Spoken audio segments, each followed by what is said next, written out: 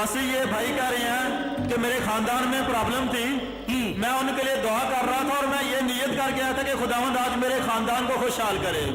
तो जब आपने नाम अल्बर्ट लिया तो अल्बर्ट मेरा नाम था। खुदावंद सारी चीजों को बहाल करे। And bless them in Jesus mighty name. Heal your people. खुदावंद सारी चीजें आज तूने कहा तो हमारा शाफी खुदावंद है, खानदान को शिफा देगा, सुकून लाना इन घर में, और सारी कमजोरी यीशु के नाम में जाती रहे। अपनी जिंदगी पूरी अपनी जान अपने खुदावंद को दे देना, और पाक रूह में आपने खुदावंद आपको कसरत से इस्तेमाल करेगा, आपको बहुत कसरत से बहुत से खानदानों को छुएंगे आप यीशु के नाम में।